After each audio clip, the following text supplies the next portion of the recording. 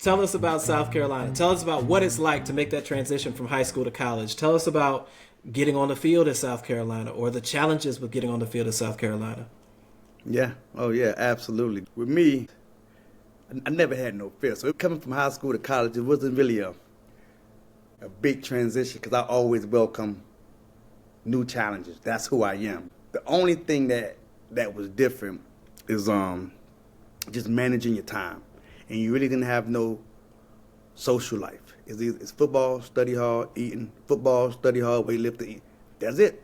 And the way they had it set up at Carolina, you have your athletic dorm called the Roost. It was kind of out there secluded a little bit. And the challenges, man, I used to love lifting weights, so that wasn't, I used to love that, so that wasn't a big deal.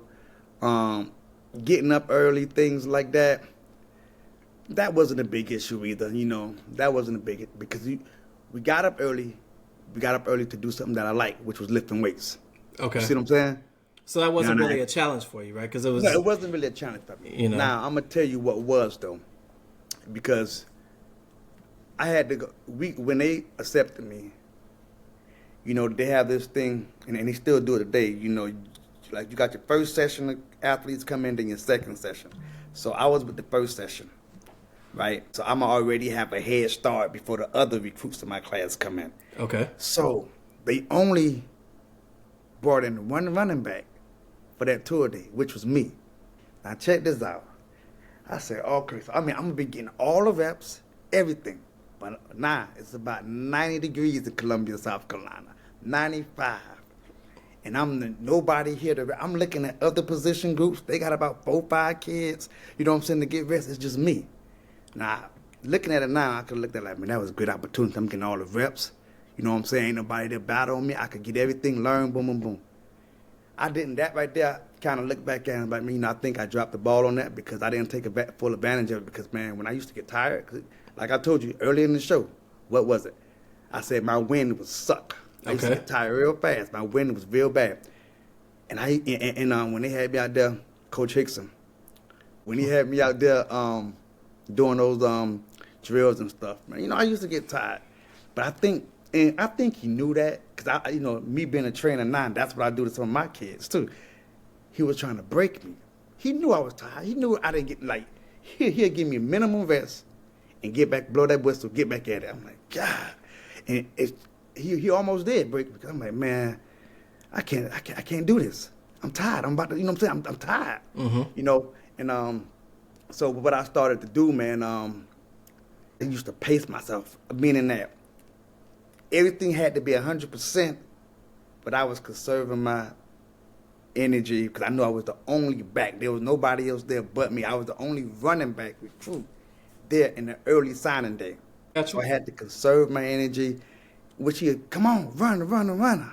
I said, I'm running, but knowing that I wasn't. I was probably going 75% because I knew that I had to leave some in the tank. But now, let me tell you this.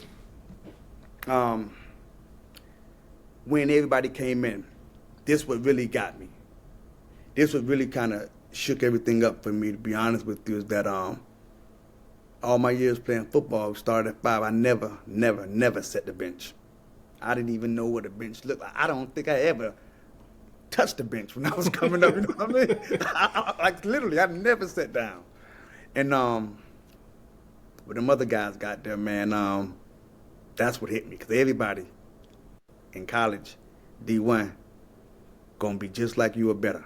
I was small now. I was the smallest back out there. Whereas looking at it now, should have been more like a slot receiver or somebody like that. And I'm short. I'm like 5'7", 5'8", so short, small, SEC, you know what I'm saying? But I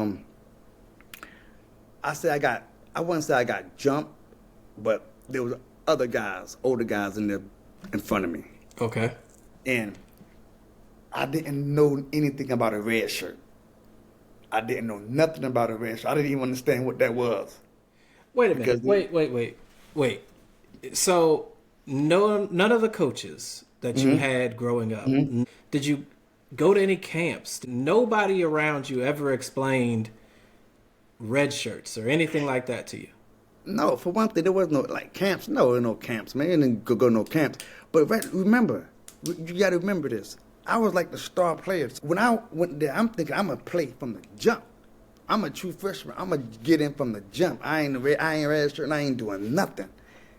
So nobody never really explained that. And that was just me being my arrogance because I used to always say this, man. Even when I was at Carolina, man, I'm like, yo, I'm better than this dude.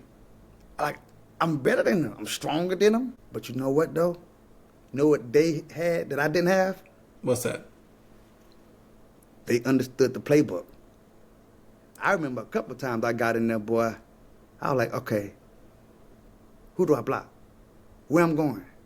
Like you said, because when a quarterback is calling that play, you got to know. Yes. And I didn't. It was a couple of times. So, I remember like yesterday, man, and that's what they got me. When you football, and it's a good point to these young kids coming up, man, it's not about how strong and fast you are, man. It's the mental game. It's the mental aspect. You got to understand the game. And if you understand it, you can play a lot faster. You know what I mean? You can play a lot faster, whereas you can have all this speed and other attributes.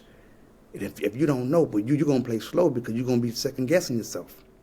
So from the time that you were five until the time you went to college, are you telling me that nobody really challenged you on the mental side of the game? They basically said, yo, Jermaine, you're really fast, you're really strong, go take the ball and score. Is that what you're saying? No, I'm saying that, yes. I'm saying that. No, because all they used to do with me, I was basically using my God-given talents. Give me the ball and let me run. There's no reading holes. Just give me the ball, and I'm going to use my speed, and I'm going to run. And that's how it is. That's why with my youth program I'm doing, it's all about the fundamentals. You got to understand the whys.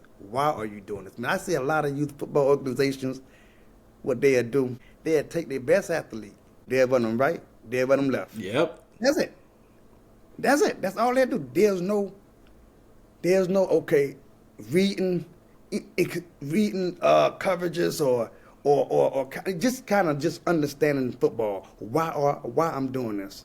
You know what I'm saying? The whys. I instill that with a lot of my coaches now that's on my staff with the Spartans, and that's why the kids and and the organization is doing it's successful because it's a certain way you got to look, and it just got to be like that. You know what I mean?